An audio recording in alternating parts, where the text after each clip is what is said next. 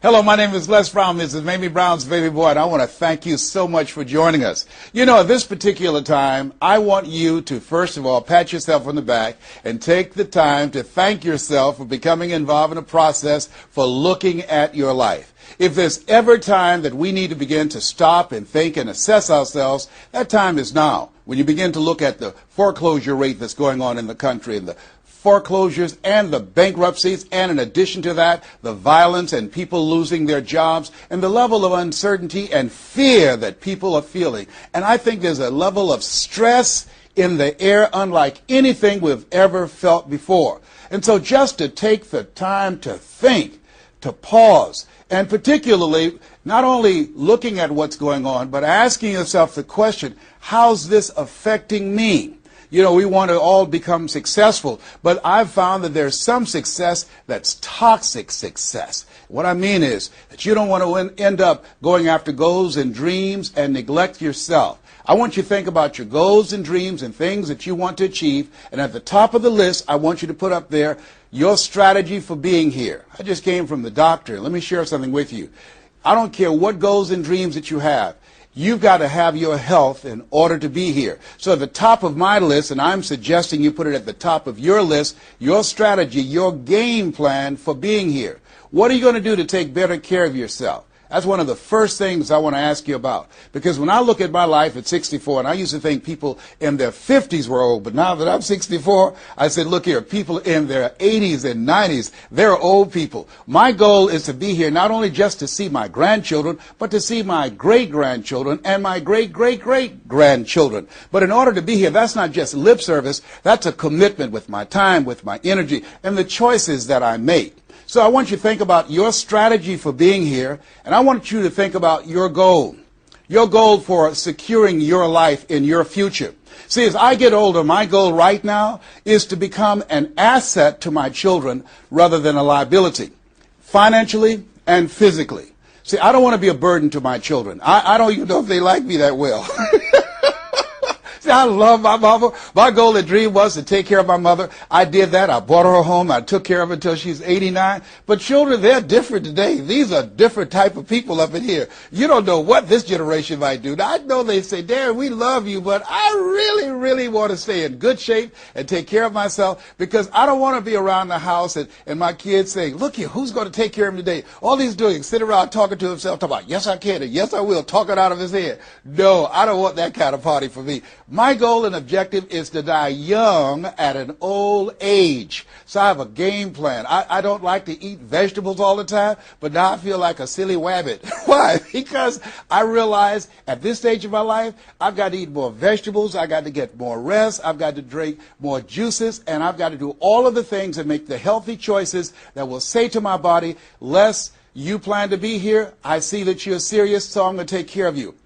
I do 160 push-ups every morning nonstop. Why? I couldn't do that at 15 or 20. But at this stage of my life, I've got to do those kinds of things in order to challenge my body, to stretch my body, and to indicate I plan to be here. What's your plan? What's your goal? Because if you don't have a goal for being here is not a given. When I was a kid, we used to go to funerals of old people. I can't tell you how many young people whose funerals I've gone to. I can't tell you how many. And so, and there's something about between 40 and 60. I don't know what it is about that period in time. Between 40 and 60, if you're approaching 40, I can tell you, and you already know, life begins to intensify. Things happen to you, and things happen to people you care about. Between 40 and 60, if you can make it through that period, you can take a deep breath, because most people don't make 60. Most people don't. And why? And I think it's because people just take it for granted that they're going to be here. So I want to share with you some goals and strategies as you think about your goals. I want you to visualize yourself having optimal health. Having your right mind. I used to ask my mama, Mama, every Sunday you stand up in church and other older members of the church say, I want to thank the Lord for waking me up in my right mind this morning. Why do y'all say that all the time? She said, don't worry, son. You live long enough, you'll find out. She was absolutely right. I went in the room the other day to find something. I got in there, and I couldn't remember what I was looking for. I came out, I remembered what I was looking for. I went back in, I found it. Then I couldn't remember why I was looking for it. One of our children said, Daddy, you need some ginkgo biloba. I said, what's that? She said, something for your memory. I went down to the health food store. I was walking around. The lady said, may I help you, sir? I said, I forgot why I'm here. She said, you need something for your memory. I said, I know. So they took me over to a little section, and I bought the stuff, and then I took it home. Now, I can't remember where I put it. So when I got up this morning, I said, I want to thank the Lord for waking me up in my right mind this morning. See, if you woke up in your right mind this morning, that's a good thing. I called a friend of mine the other day, Miss Williams, said, Miss Williams, how you doing? She said, baby, I'm doing good. She said, I went to the bathroom by myself, not all myself. I said, too much information, too much information. Let me tell you something, but that's a good thing. I know about that. I've been in the hospital. I know what it is not to be able to move. I know what it is to have back challenges. I know what it is to be in pain. So this thing called life, you've got your health. Let me share something with you. That's a good thing. A friend of mine, Bishop T.D. Jakes, said, if you got a problem man or money can solve, you ain't got no problem. I can agree with that. And I learned some things going through that experience. And really, I should say, growing through that experience. My goal at that time was to be here. And trust me, it's better be seen than to be viewed. Are you feeling it, brother? Up in here, up in here. So I want you to think about your goals and dreams. And here's what I want you to do right now. I want you to say to yourself, it's possible. It's possible. And I want you to follow along with this process. As you think about your goals and dreams, I want you to write this down. I'm going to give you some strategies to maintaining this possibility mindset. I want you to write down mindset maintenance. Mindset maintenance. Let me share something with you. The easiest thing that I do every year is to live my dream. That is, helping people to realize their potential, to step into their greatness, challenging themselves, reinventing themselves, to start their own businesses. I've helped over 400 people earn millions of dollars. The easiest thing I do every year is what I do on a day-to-day basis, going into prisons and juvenile detention centers, teaching young people mindset development, how to become effective communicators, how to dress like a prospect rather than a suspect. Those are the easy things that I do. Let me share with you the most difficult thing that I've ever done in my life. And that was to believe that I could do it. That's the most difficult thing that I've ever done in my entire life. To believe that I, Les Brown, who was born in an abandoned building on a floor in a poor section of Miami, Florida, with a twin brother. We were adopted. We were 6 weeks of age by Mrs. Mamie Brown, and I called myself Mrs. Mamie Brown's baby boy. All that I am and all that I ever hope to be, I owe to my mother. I saw a sign once that said, God took me out of my biological mother's womb and placed me in the heart of my adopted mother. To believe that I, Les Brown, who was labeled educable mental retarded, put back from the 5th grade to the 4th grade, failed again when I was in the 8th grade, to believe that I had the ability to live the life that I'm now living.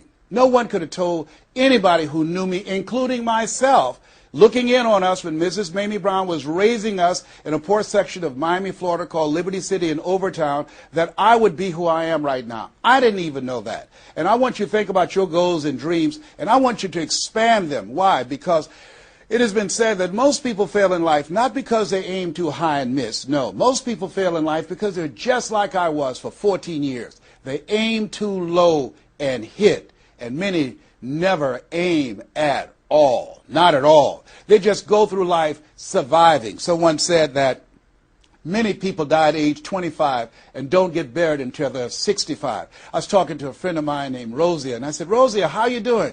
And she said, let me tell you something. Life is a mess. I said, girl, what are you talking about? She said, my life is a mess. She said, you know what? She said, I just was sitting up here thinking, I haven't lived. I haven't lived. She said, I've been working hard all my life, paying bills and taking care of my children, and my children are gone, and I've just been thinking, I haven't done anything. She said, when I die, I don't want when people view my body, I don't want them to say, oh, she had a funny expression on her face. I said, what do you mean by that? I don't want to have an expression that I'm mad. Because if I died right now, I would be mad. I said, why? What are some of the things you'd like to do? She said, travel. I would love to travel. I'd like to see the pyramids. I've never been to Paris. I want to go to Paris. I've never been there. There are things that I want to see, things I want to do. She said, I want to make a difference in young girls' lives, teenage mothers. I was a teenage mother. I want to be able to make a difference in their lives and see the impact that I had on their lives. And she mentioned a variety of things. And I remember a story about a lady who went to the doctor, and she was diagnosed with terminal cancer. And she came home, and she was sitting at a table, and she was drinking some coffee, and all of a sudden, she just looked up and she said, "I refuse to die an unlived life. I refuse to die an unlived life." And she decided that she was going to live. That up to that point, her life was for her family, for her children, for her husband, but she had left herself out of the equation. Have you ever done that? I remember at a period of my life, I was going to work, and I was working on a job that I hated. And at the same time, I was praying that I wouldn't get fired. I was praying that I wasn't laid off. I was miserable. Nobody was holding a gun to my head. But I showed up every day, and I used a flimsy excuse. Well, I got to pay the bills. I've got a car payment I have to pay. I have a family. I have children. I have a car note, and I have a mortgage note I have to pay. I've got to survive. I was showing up for a paycheck. Ladies and gentlemen, that's not living. And a friend of mine said, "You know when people change?" And I said, "No." He said, "When they get to the point when they say, 'I've had it. I've had it.'" I think the only reason that you're listening to me right now, the only reason that you're watching this webinar, that there's somewhere in your heart of hearts that you've said, as you looked at your life, you said, "I've had it." And not only have you said, "I've had it," but you said also in your heart of hearts, "I can do better than this." And let me share something with you. You can. Because if anybody told me, and I'm going to share some things with you that I've done, not for the purpose to impress you, but to impress upon you what the possibilities are when you work on your mind and have mindset development. Because I've found that how people live their lives is a result of their state of mind. It has been said, you don't get in life what you want, you get in life what you are. So part of the process, number one, is expose yourself to positive messages. See, what I'm doing right now, I'm distracting the story that's going on in your head right now. How you live your life, how I live my life, how all of us live our lives is a result of the story we believe about ourselves. And most of us are born into stories. I was born into a story where we were poor, but we didn't know it. I didn't know we were poor until I got on a bus with my mother going to do domestic work on Miami Beach. And when we crossed the Venetian Causeway and I saw those big, beautiful hotels, and I was in the homes with my mother making up beds and cleaning, and we ate the food left over from the families that she cooked for. And we wore the hand-me-down clothes of the children that she kept. And I kept saying, "Mama, what is it, boy?" As we got ready to pack up to go back home and to Overtown and Liberty City and all the poverty and filth and the violence there, I was saying, "Why can't we stay here? Why can't we stay here?" She said, "Leslie, we can't." "Why?" "Because we can't." "Why, Mama? Why can't we?" She said, "It's just the way it is. Now shut up." And I kept saying to myself, why is that the way that it is? And I guess I was okay for Wesley and Margaret Ann and Leonard and Angelo and Sharon and Linda, but it wasn't okay for me. I was curious. I wanted to live like Mr. Swiderski lived. I wanted the big car that he had. I wanted that big home that he had. We lived in a 2-bedroom apartment. It was 7 of us, plus Mama. He had a big mansion, just 3 of them, 10,000 square feet. I said, "Mama, what is it, Leslie? One day, I want to buy you something just like this." My brothers and sisters, when we were on the bus going back, they were just engaged in playful things. I was thinking and dreaming. Mama didn't understand why I was thinking like that, because I'd been exposed to positive messages. I had to take care of Mr. Swiderski. I had to shine his shoes and clean his office. And every day when he was listening to motivational messages, I was hearing those things too. Earl Nightingale, we become what we think about. All of us are self-made, but only the successful will admit it. In order to be successful, you must be willing to do the things today others won't do in order to have the things tomorrow others won't have. Your mind is a machine. You must program yourself for success. Wow. When I heard those words, I said, wait a minute. I can program my mind for success. I can program my mind for wealth. You can too.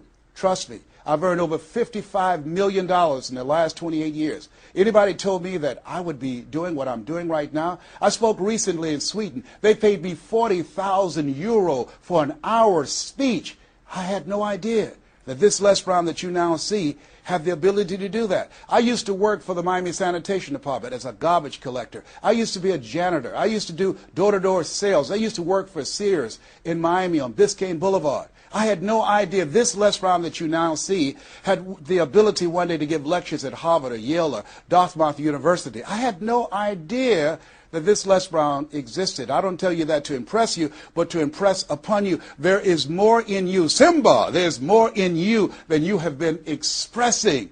All of us have seen Lion King, some great symbols in there. And I say to you, there's more in you right now than's represented in your bank account. There's more in you right now that's being reflected by your life right now. Your life is not a true reflection of your potential. You have greatness within you. You have the ability to do more than you can ever begin to imagine. There's a reason that my favorite book says, as a man thinketh, so is he. And as he continues to think, so he remains. In order for us to begin to break into that level of greatness that we have within ourselves, you have to make a conscious choice every day to expose your mind to positive messages. So I put myself on a regimen. I do this every day, and I suggest that you do it. Write this down. Number one, listen to motivational messages every day. If you have Choosing Your Future, a set of tapes, the CDs that we produce, or Creating Your Greatest Life, I guarantee you, if you do what I'm sharing with you right now, for 6 straight months, every day, your life will never be the same again. I guarantee it 100%. You listen every day for 1 hour to Creating Your Greatest Life, any of those messages, because faith comes by hearing and hearing and hearing. What it will begin to do is interrupt the story in your mind. It will override the story that you believe about yourself. It will distract all the negative thoughts that you have that's holding you back, that held me back for 14 years. When I used to go see the #1 motivational speaker on the planet, Zig Ziglar and Tony Robbins, and my heart said, I can do that. I love to help people. I'm just like my mother. And then my mind would ask how. And I went from my heart to my mind. And my mind would say, Les Brown, you don't have a college education. Les Brown, you've never worked for a major corporation. Les Brown, you were labeled educable mental retarded. They call you DT, the dumb twin. You're not as smart as your brother. Have you ever thought about something you wanted to do and you convinced yourself that you couldn't do it? See, sometimes we need to have some external voices. And so by listening to motivational messages, that began to override the negative thoughts that I had about myself in my mind. And it gave me a new story and empowered me and gave me a vision of myself beyond my circumstances and mental conditioning and started me to writing a new chapter in my life. And so now, money will never be another issue for me. And that was an issue for most of my life because I didn't know what I didn't know and I thought I knew. So one you have to do is that you have to have a mindset development strategy where you are deliberately taking an hour every day listening to a motivational message. Every day. Here's something else. Read 10 to 15 pages of something positive every day. Why? And read it with conviction and stay focused. 10 to 15 pages every day. This is 7 days a week? Absolutely. Absolutely. Every day. McDonald's know that you know where they are. Burger King know that you know where they are. But every day they have some advertising. They have billboards. They have radio. They have television. Why? Because by exposing you to those messages, that will begin to impact your behavior. And it will drive you into the place to purchase what they're advertising. Now you're advertising for your greatness. And faith comes by hearing and hearing and hearing and hearing. So you want to listen to positive messages every day. You do this, I'm telling you, your life will never be the same again. And read 10 to 15 pages of something positive every day. I read 2 to 3 books a week. Why? Because I have goals and dreams of things I want to achieve. I want my life to count. I want to make a greater impact. At this stage of my life, I'm working on my children's education. A good man leaves a legacy for his children's children. So I'm working on their education at this point in my life. And as I begin to look at myself, in order to achieve more and to do more, I know I have to work more in my mind. And let me give you an example how this works. The most money I've ever earned in an hour and a half, $260,000. That's the most money I've ever earned in an hour and a half. A lot of people work a whole month and don't do that, or 6 months. Then, and this is the next thing I want you to do. I want you to look at your relationships, and I want you to upgrade your relationships. See, MIT did a study, and this study indicated that you earn within $2,000 to $3,000 of your closest friends. Not only did I start reading books every day and listening to positive messages, but I separated myself from my friends who did not have goals and who did not have dreams. Why? Because people rub off on you. It's called a mind virus. You earn within $2,000 to $3,000 of your closest friends. So when you upgrade your relationships, you got to ask yourself the question, who is it that I need to associate with, that I can learn from, that I can grow mentally, emotionally, spiritually, and financially? By aligning myself with another person that I can learn from. And Dr. Dennis Kimbrough said, if you're the smartest one in your group, you need to get a new group. Whoa, think about that. I was the smartest one in my group. And then one person called me who had been admiring me for years and said, Les, I want you to coach me and my trainers on how to tell a story and create value for an audience. And I want to share with you some things. I want to teach you some things, old man. I said, is that right? He said, yes. You always say you're never too old to learn and you're never too young to teach. I want to teach you some things. I said, okay, I'm open to that. Now, let me share this with you. He blew my mind. The most money, as I mentioned to you, I've ever earned, speaking to over 8,000 people in Salt Lake City, Utah, $260,000. I did an event with this individual, just over 500 people, because of what I learned from him, because I upgraded my relationships. I earned over $410,000 in an hour and a half.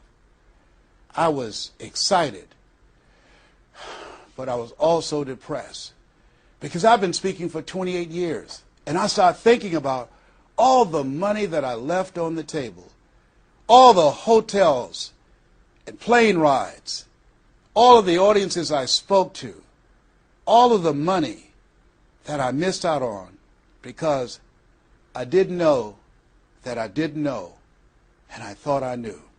I was a big fish in a small pond.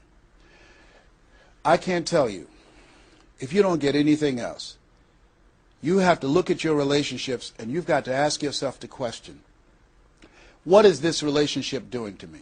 And I mean in every area of your life. When the doctor looked at me and said, you have cancer. Cancer is the most feared word in 7 different languages. One of the first things I had to do, I found out who had cancer at some point in time or was living with cancer and conquered it. I surrounded myself with people who had done what I wanted to do, who were winning at the game.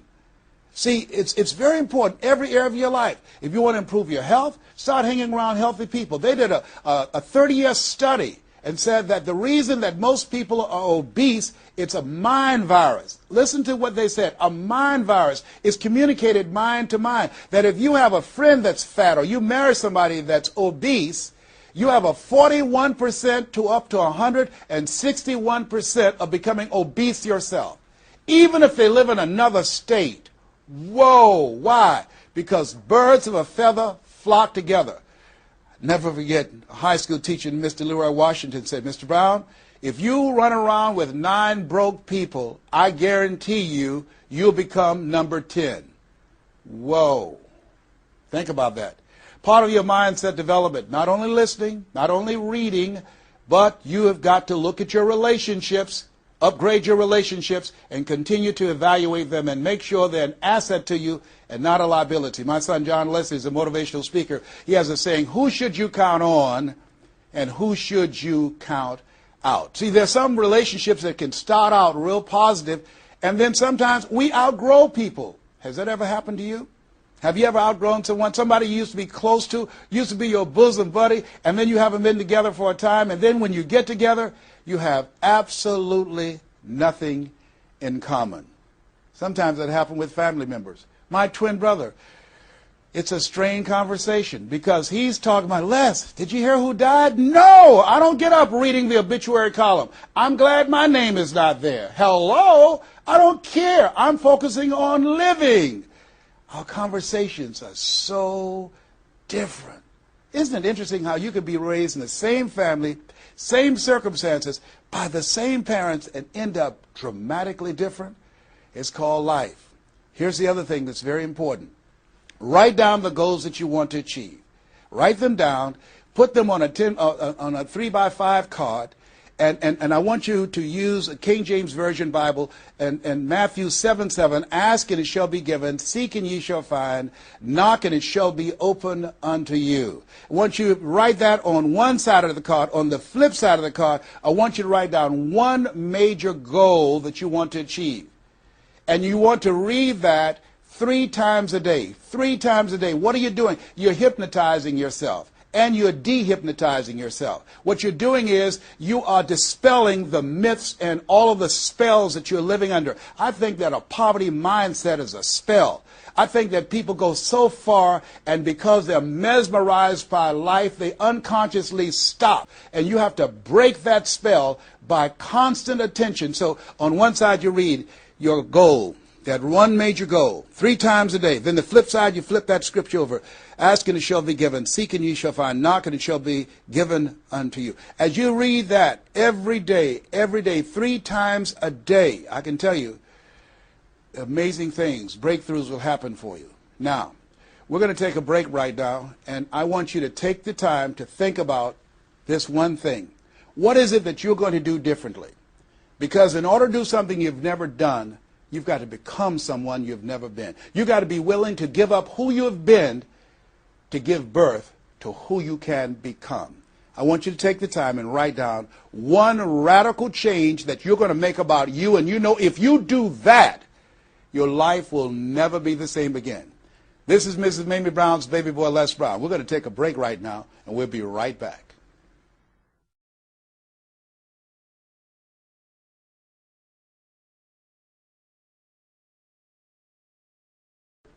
Hello, this is Les Brown, Mrs. Mamie Brown's baby boy.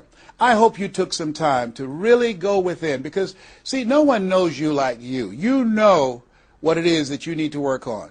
I mean, one of my main issues that I had to dramatically change about myself was I had to develop courage.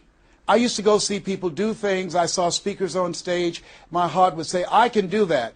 But I didn't have the courage to stand up for myself. For 14 years, I procrastinated. For 14 years, I kept myself as a spectator sitting on the sidelines. And then I saw a speaker, and he was so boring, the room was as quiet as a graveyard between funerals. And I said, whoa, if he can do it, I know I can do it. And because I saw what he did, and his brother-in-law was sitting next to me, and he said, you ought to be that boring and earn the kind of money he earned. I said, how much did they pay him? He said, $5,000. I said, $5,000? He's only been talking for about 45 minutes or an hour. He says, that's how much they make. Now, I wasn't earning $5,000 a month. I said, wait a minute. If he can do that, I know I can do that. Have you ever done that before? He gave me courage. And so at that moment, now that was a decision. I didn't have to have his example of somebody that was less talented than I was to give me the courage. I should have had the courage to stand up myself, to believe in my own stuff. But the truth of the matter is, I didn't. And I can't unscramble those eggs. I cannot pull those years back. I cannot recapture those 14 years. Maybe, that's why my favorite book says, forgetting those things which are behind, reaching forth unto those things which are before. And press toward the call of your higher calling. Press toward that mark of your higher calling. And that's what I do. That's what I do every day. I have to continue to work up the courage. I remember going in to do a presentation before a group of educators. I was the only one there without a college degree.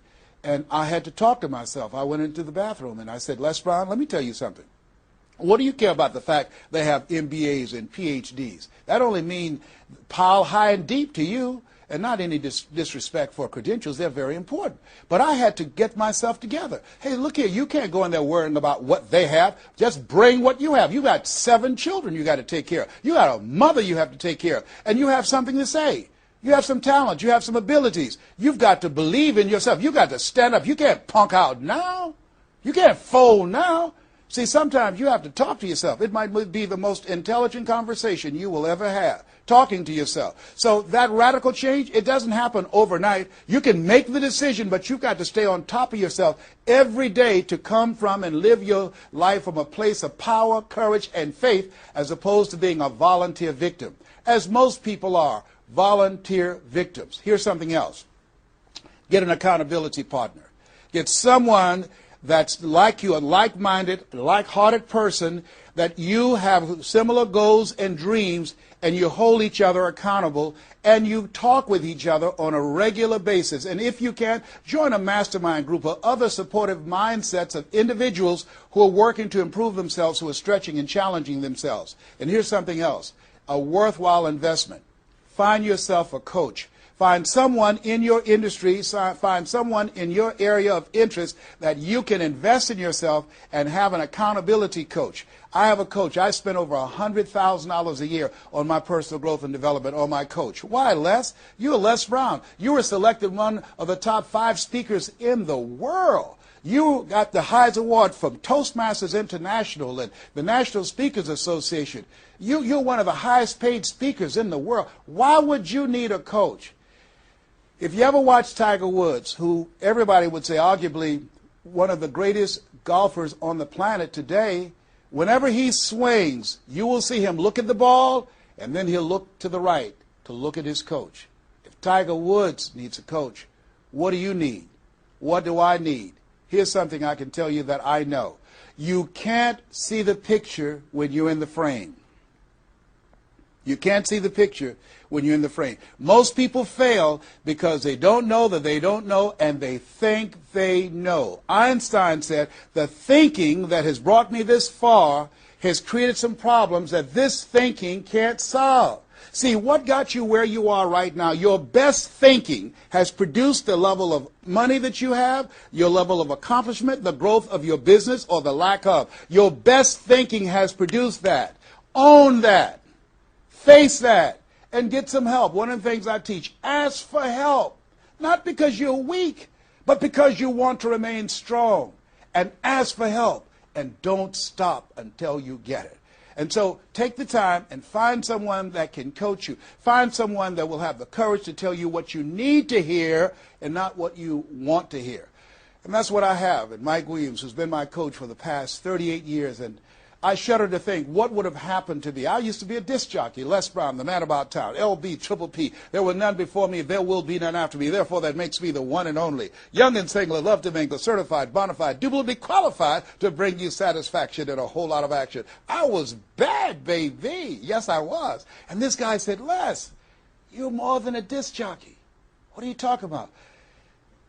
Man, if you can entertain people and don't see them, if you can reach people, Les, through this microphone and you can't see them, what can you do if you could see them?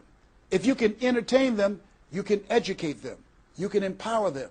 If you can be Les Brown, the man about town, and you can swim to the bottom of the deepest ocean or climb to the mountain, the top of the highest mountain, no matter where you go, they'll be talking about me, LB, Triple P. If you can come up with all of that kind of gobbly-gob garbage, what could you do if you sat down and you started thinking and doing editorials about things that's maintaining our detriment?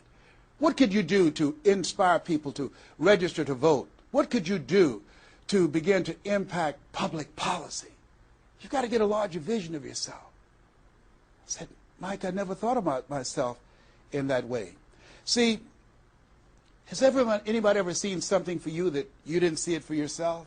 I didn't see that for myself. Maybe that's why my favorite book says, eye is not seen, ear has not heard, nor has entered the heart of mankind what God has in store for you. Because of what he saw in me, he inspired me. He gave me a vision of myself beyond my circumstances, beyond my mental conditioning, and beyond the job where I was, because I thought I was just a disc jockey. I love that. I master a microphone. You drop me in any city, I can master a microphone. I can turn a city upside down with a microphone.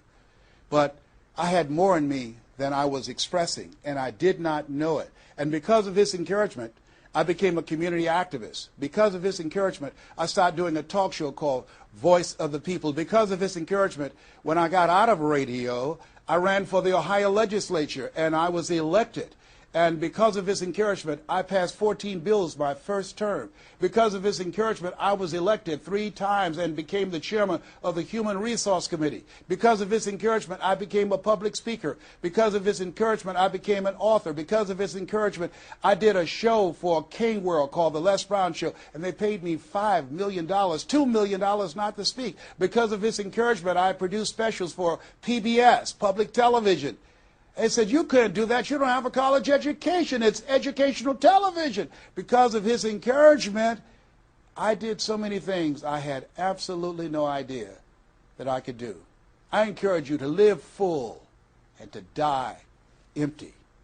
There's more in you right now than just working on a job where they pay you just enough to keep you from quitting and you work just hard enough to keep from getting fired. And when you make the decision and identify that key area of your life that you need to make a radical change, things will begin to open up for you. Now, here's the other thing that's very important. Once you identify your goal, I want you to get, if possible, a visual picture of your goal. My major goal was to buy my mother a home. I got the picture of the home with a 12-foot swimming pool and a basketball court on a golf course. I bought that home for my mother. It cost just over $400,000, 10,000 square feet. I had a picture long before I had the money and the down payment to get it. My goal was to be known nationally and internationally as a speaker. I had that goal. I had a card that I had on one side, asking and shall be given, seeking ye shall find, knocking and shall be opened. On the other side I had, I'm the world's #1 orator. I produced that result in my life. I had a goal of becoming a talk show host. I used to watch Phil Donahue, and I put my picture on the screen of the television as I listened to the program. I visualized myself there, and I was called by King World Production, and I had my own talk show. Well, it was the highest rated, fastest canceled talk show in the history of television. Well, at least I had one. It's called life. Now, here's something else. You will fail your way to success. Trust me on that. You can have a lot of failures, a lot of disappointments, but you will fail your way to success. Goethe says, that which does not kill you will make you stronger. See, 85% of people allow their fear of failure to outweigh their desire to succeed. That's why you have to be of good courage. You have to have courage. When life knocks you down, I have a saying, try and land on your back, because if you can look up, you can get up. So once you look at and decide the goal that you want to put some things, put a treasure board or a goal board and have pictures of the goal that you want to achieve so you can see it every day when you get up in the morning and the last thing at night. You're programming your subconscious mind where 9 out of 10 decisions that you make comes from there. Here's something else. Not only do you want a physical picture that you can see every day to remind you, to keep you on course, but the other thing that's very important in achieving your goals, writing your goals down in detail and having 7 action steps that you take every day. Now, Robert Schuller said, by the yard it's hard, but inch by inch, anything is a cinch. You want to think about what are the things I need to do every day. Break it down into increments. You have your 30-day goals, and you have your 3-month goals, and your 6-month goals, and your 1-year goals, all right? You want to break it down in increments. What do you need to do starting today? Don't squander any time. There goes a second. There goes another second. There goes another second. And all the power in the world can't bring it back. So what are 7 things that you can do starting today? And then once you do those 7 things, then you work on all the other stuff. But what are the 7 most important steps that you can take that can move you in the direction of your goal? And when I decided to become a speaker, I started memorizing quotes every day. That was one of the goals I had, to memorize quotes. I have probably over 400 to 500 quotes and statistics in my head in all kind of areas. I've spoken at the National Convention for real estate conventions, RE/MAX. I've spoken for doctors and lawyers. I trained over 5,000 doctors last year, teaching doctors how to communicate with their patients to increase their taking of their hypertension medication, to increase their compliance from 30%. I was paid $640,000 in 1 month, Monday through Thursday, 30 minutes a day. A lot of people work a whole year and don't do that. I don't tell you that to impress you, but to impress upon you. You've got greatness in you. You can do more than you can ever begin to imagine. I had no idea this Les Brown you see existed. I had no idea. And the reason that you're watching me now is because you know in your heart of hearts that you can do what I've done and even more. And so as you begin to think about that, think about writing your goals down, listening to motivational messages, changing your relationships, upgrading your relationships, thinking about 7 things you need to do every day, some radical change you need to make in you. There's an old African proverb that says, if there's no enemy within, the enemy outside can do us no harm. Here's something else that's very, very important. As we talked about having a personal coach, the next thing that's important about reaching your goals is this. What is it as you look in your past that's affecting you right now? I saw a movie called Magnolia, a powerful line in that movie. And the movie said, we might be through with our past, but our past is not through with us. Whoa. Let me share something with you I realize about myself. The reason that I procrastinated for 14 years was because when I was in the 5th grade and Mrs. Mary Ford Williams said to Mrs. Crompton, he doesn't belong here. He is slow. He's not like his brother. And they put me back from the 5th grade to the 4th grade. That affected me. I didn't even realize it. They say sticks and stones will break your bones, but words will never hurt you. Yes, they will. But they can also free you up. Because I'll never forget when I met Mr. Washington. It was my junior year in high school. I had been in special education from the 4th grade all the way up to my junior year in high school. My twin brother always made the honor roll. And he said, young man, work this problem out for me. He was a new instructor. I said, sir, I can't do that. He said, why not? I said, I'm not one of your students. He said, look at me. Yes, sir. Work the problem out anyhow. I can't do what you asked me to do, sir. Why? Sir, because I'm educable, mentally retarded. And the students erupted in laughter. They said, hey, he's D.T. He said, what's that? He's the dumb twin. He's not Wesley. That's Leslie. And he came from behind his desk and he said, don't ever say that again. Someone's opinion of you does not have to become your reality. That was a jarring statement. On one hand, I was humiliated, but on the other hand, I was liberated because he looked at me with the eyes of Goethe who said, look at a man the way that he is, he only becomes worse. But look at him as if he were what he could be, then he becomes what he should be. And here's what I learned from that experience. I want you to visualize yourself already there. Whatever goal, whatever dream that you have, see the picture complete. See yourself there. Why? We have something at the base of our brains called the reticular activating system. See, you have genius within you, and to prove it, let me give you an example. The other night, I said, I've got to get up tomorrow morning at 7 o'clock. I was at a hotel. I called downstairs and told them to call me at 7 o'clock. The hotel neglected to do it, but I woke up at 7 o'clock on the nose. Have you ever done that before? How did you know when to get up? Hey, that's subconscious mind. Everything we need, the answers are already there. Have you ever seen somebody and said, you know what, I remember your face, but I don't exactly know where. And then later on you say, hey, I know where I saw you, and it came. What happened? The conscious mind sent that thought to the subconscious mind, and it pulled that information up and gave it to you. Now, when you begin to hold the vision of what it is you want to achieve, you stimulate what is called the reticular activating system. It's a network like group of cells at the base of your brain. Let me share with you how it works. Have you ever purchased a car? No one goes to buy a car that has the same color that everyone else has. Has that ever happened to you before? But then once you buy the car and you drive it off the lot, you start seeing it everywhere. Say, hey, where did this come from? Let me tell you what happened. You made an investment. And because you made an investment, that piqued your awareness, that stimulated your reticular activating system. Another case in point.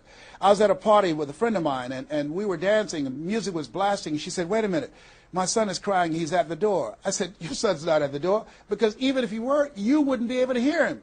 And she stopped, went to the door, opened the door, and there her 4-year-old son was at the door. How did she hear it and I didn't hear it and the other people dancing? It wasn't our child. It was her child. Her reticular activating system picked up his whimpering sound. And I'm saying to you that you have that in you. When you focus on your goals and dreams and you visualize it complete, it will stimulate the reticular activating system and it will lead you there following all the other things that we suggested. Now, not only is it possible you can live your dream, it's necessary that you change relationships, that you get a coach, that you meet with other like-minded people that will hold you accountable, that you write your goals down, that you have 7 steps that you do every day on your goals to monitor to see where you are. But you've got to take full responsibility. If everything works out for you, fine. If you have the money, fine. If you can get the help and support of friends and family members and your spouse, great. But if you don't, all of those things are minor things. The major key to your reaching your goals is you. Nobody's going to work on your dream harder than you. Trust me on that one. You've got to take responsibility to make it happen. If it happens when you come out the gate, fine. But if you fail, so what? Come back again and again and again and again. If it's something that you love, if it's your passion, until you do it. George Bernard Shaw said, the people that make it in this life, they look around for the circumstances that they want, and if they can't find them, they create them. Here's something else. It's hard. When I bought the first home for my mother, and I didn't do a title search, and a guy sued me, and I had to move out from the big, beautiful home I bought her to a roach-infested home I moved her out of. And the neighbors came out and said, "Mamie, y'all back?" "Yes." "What happened?" "My boy lost a house. He didn't do a title search. And we had to get out. They foreclosed on the house. He didn't have the $50,000 to pay the guy who put a lien on the property." It was devastating. But let me tell you something. It was worth it. Because I came back. 90 days later, I got a bigger and better house. 90 days later, I stayed focused on the goal. And that's the thing that you want to do. Stay focused on your goal. Keep the main thing the main thing. You're going to have distractions. That's a part of the process. It's not there to stop you. It's only there to challenge you. You want to grow through it. You know, I think it was Robert Schuller who said, "Tough times never last, but tough people do." Keep the main thing the main thing. You going through hell? Don't stop. Keep moving. Keep on moving. Don't stop to talk about it. Keep moving. That's the name of the game. Keep on swinging. One of my favorite movies is Cool Hand Luke and Paul Newman. I don't know if you've ever seen the movie, but there's a scene where Cool Hand Luke is fighting a guy, big dude, just kept knocking him down. Bam! That kept on knocking him down. Cool Hand would get up, he'd knock him down. Bam! And pretty soon the guys was feeling sorry, say, "Stay down, Cool Hand, stay down." Cool Hand Luke would get back up again. Guy would knock him down. Bam! The guy would say, "Stay down, man, stay down." Cool Hand would get back up again. The guy would knock him down. Bam! And after a while, the guy got tired of knocking Cool Hand down. And Cool Hand stood up. Everybody had walked away, and he was still swinging in the wind. Swinging. Nobody was there but him. That's who I am. Cool Hand Luke. That's who you want to be. Cool Hand Luke. You keep on swinging, and the universe will yield to you. It will dispatch angels to come rescue you and say, "Back off. Give him what he wants. Give her what she wants. Let's go find a wimp today." That's the way life is. It's hard, but it's worth it. What will make it worth it for you? Nietzsche said, if you know the why for living, you can endure almost anyhow. I want you to take the time and write down 12 reasons on why you won't fail. Because when the tough times come, and they're going to come, when life hits you on the blind side, and that's going to happen, your children start going crazy, or someone you thought you'd be married to for the rest of your life, like I went through, and they decide they want a divorce, called life. What is it that can keep you going? Your reasons will be your rod and staff to comfort you, to take you through that process. I can tell you it's possible. You can live your dreams. It's necessary that you surround yourself with people you can learn from and grow from, that you write your goals out, you work on them every day, that you have a made-up mind, I'm going to make it.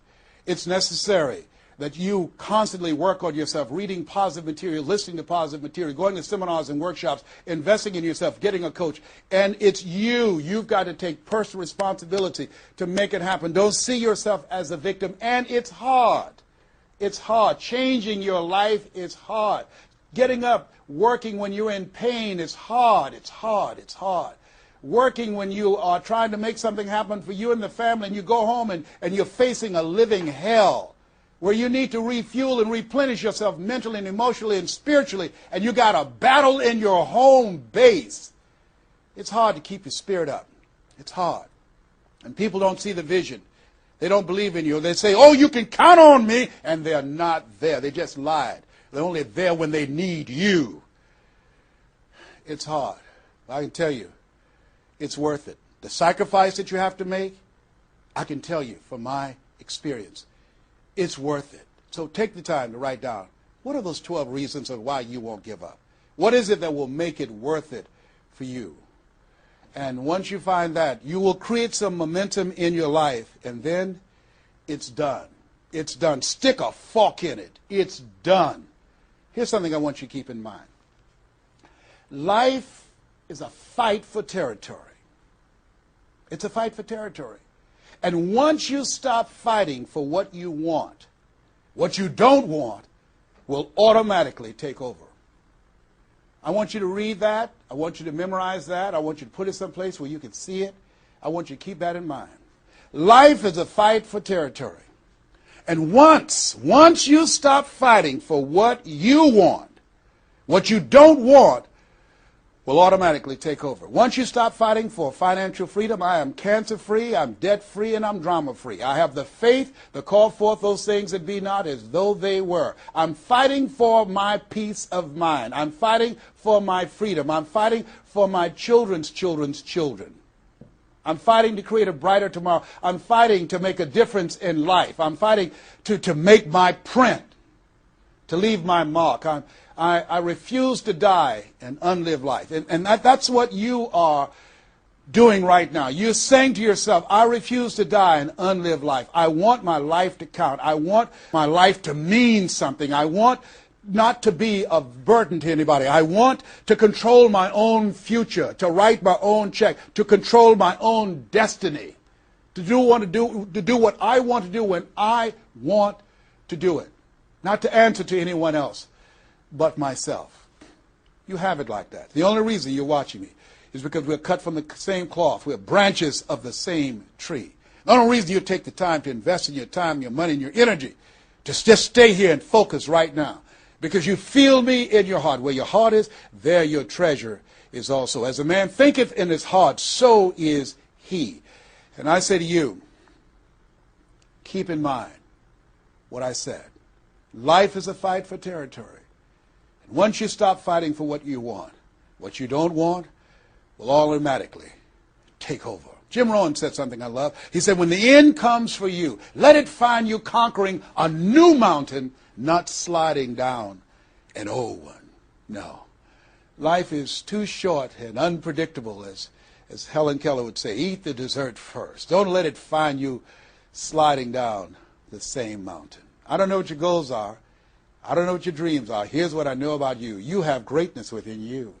Here's what I know about you, and I don't even know you, but based upon my own experience, you were chosen on purpose for a purpose. 1 out of 400 million sperm. You have greatness within you, but greatness is a choice. It's not your destiny. It's a choice that you have to make every day. Choose ye this day whom ye shall serve. The mediocre part of yourself or the greatness that you were chosen for. This has been Mrs. Mamie Brown's Baby Boy. I hope you've gotten some value out of this. It's been a plum-pleasing pleasure as well as a privilege. God bless you. God bless your dream. And God bless the greatness that is in you. The world needs you, and we need you now. And so it is.